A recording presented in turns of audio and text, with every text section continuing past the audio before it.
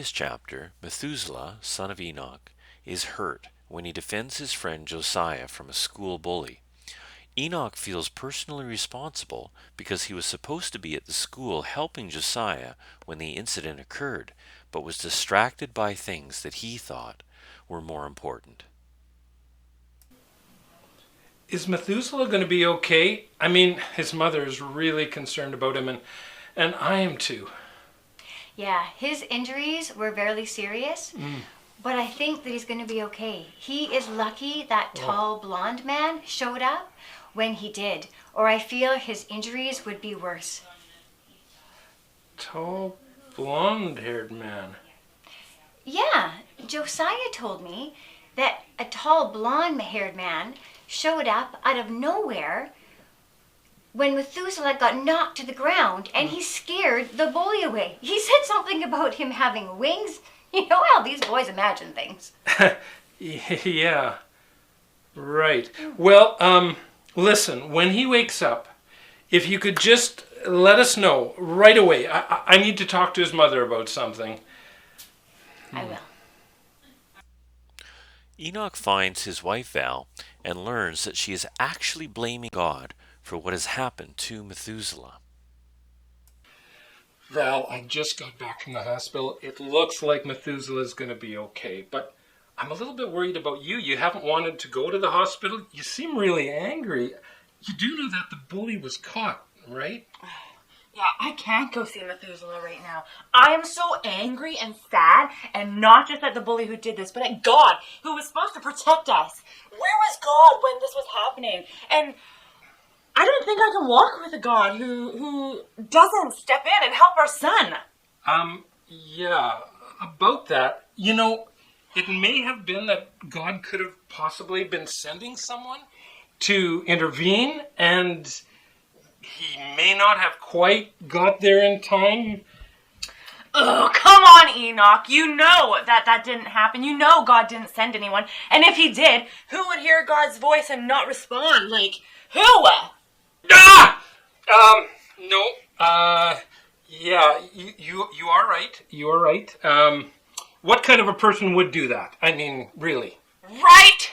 Enoch, listen, I just think I need to take some time away from walking with God.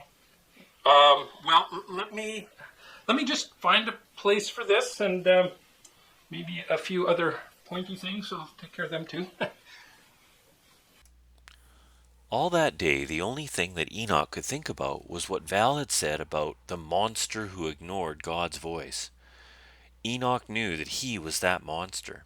He also knew that because he was not brave enough to tell his wife the truth about what had really happened, she had decided to stop seeking God. Finally, at the end of the day, he visited a friend who was walking with God as well. Hey, there he is! How's the courageous Enoch today? Slay any monsters or rescue any princesses, buddy? Yeah. No, it's not that. What's wrong, buddy? It's not. He's not getting worse, is he? No, it's not that either. Well, my disobedience, my lying tongue, it's getting me in trouble. It's hurting people. It's hurting people even more than what the bully did to Methuselah. I mean, can I tell you something terrible that I did without, you thinking that I'm some kind of monster? I don't know. I mean, it wasn't something as bad as what that old god Goth used to do to us, isn't it? Like, that guy was a monster and a half. No, I'm sure you've done nothing that bad. Let's hear it. No, nothing like that. But still pretty bad. The other day when Methuselah got hurt defending your boy Josiah, God had spoken to me earlier in the day to go to the school to help Josiah myself. But I was easily distracted by less important things, and I got there too late. Because of that, Methuselah stood up. He stood up to the bully all by himself, and he was really hurt. Just to make matters worse, I lied to my wife about it, and she doesn't want to walk with God anymore because she blames God for not protecting Methuselah.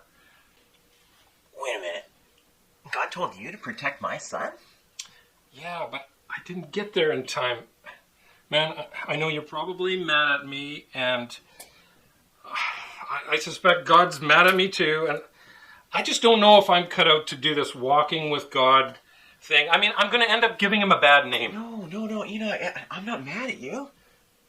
I'm just amazed that God would care enough about our kids that he'd send you that they might be protected. I mean, you are an interesting man, Enoch. I mean, I'm just barely learning to hear God's voice, but you can hear him give direction already. I mean, that must take time. Have you talked to God about this at all? Oh, Joshua, why would God want to talk to me? I mean, I failed his instructions. And secondly, I even made people think badly about God. Oh, is that what you think of God? I mean, aren't you the one that told me that God knows everything? I mean, yeah, you failed and you lied, but I mean, do you think when God asked you to walk with him that he demanded you be perfect right from the hop? Well, no, but You think that your failures are like some kind of big shock to him? Like, whoa, I never saw you not doing that one.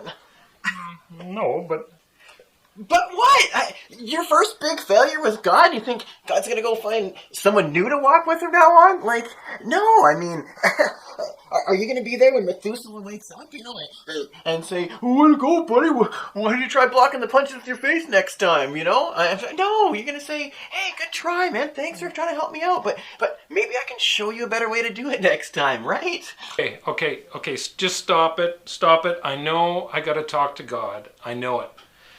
And I didn't come here for all the sarcasm and abuse you seem so good at handing out. You love the abuse, though. I know you do. Well, I suppose.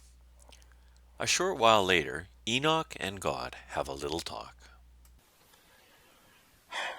So God, as you can see, I'm really not very good at helping you take care of people. I'm also not a truthful person. And even though I showed some bravery when standing up to Goth, I'm full of fear about those around me and what they think. Please find it in your heart to forgive me and continue to help me to be a better person. I understand why walking with you is easier when we let you change us. I've been waiting to talk to you. Your failure was not a surprise to me. Do you remember the angel that you tried to destroy? He was sent to help both Josiah and Methuselah. I knew that you wouldn't fulfill your mission, but I needed to teach you the importance of ignoring the things that distract you from doing my will. Do you think that you'll remember this lesson? Oh man, it is burned in my spirit. Of course it is.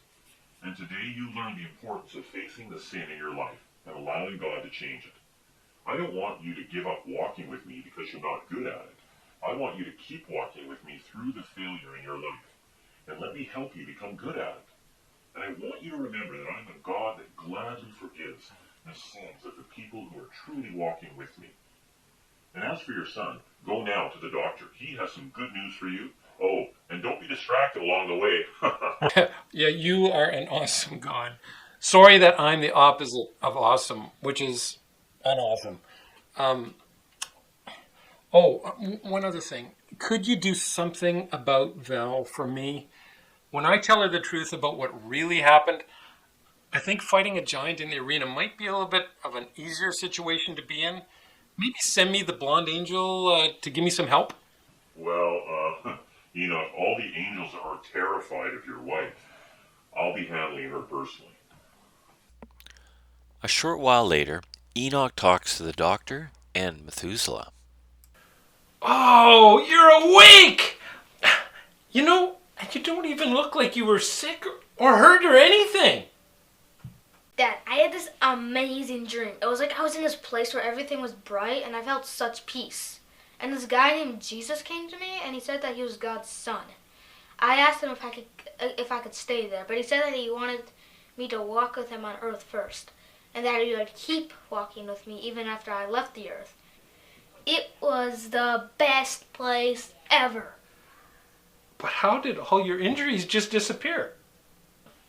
Well, in the dream I had, just before Jesus said I needed to go back, he touched me and I could feel power coming out of him and flooding my whole body. It was the most amazing experience.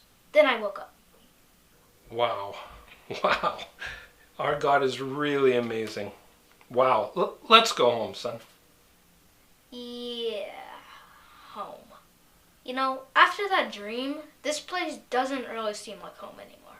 But when I was in the presence of Jesus, I felt like I wish I didn't have to leave. It felt like home there.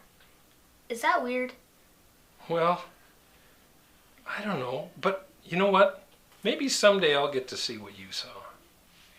If you do, you are not going to want to come back to this place. In this story, we learn the importance of asking God to help us get rid of the sin that's in our life. We also learned how sin that we think we can hide will always have a way of hurting our walk with God and the people around us. May we learn, as Enoch did, the importance of asking God to help us with the sin that is in our life. The words to live by for this week are found in Hebrews chapter 12, verse 1. So let us run the race that is before us and never give up. We should remove from our lives anything that would get in the way, and we should remove the sin that so easily catches us. This verse teaches us that we are asked by God to get rid of the sin that tangles us up and makes it hard for us to walk with God.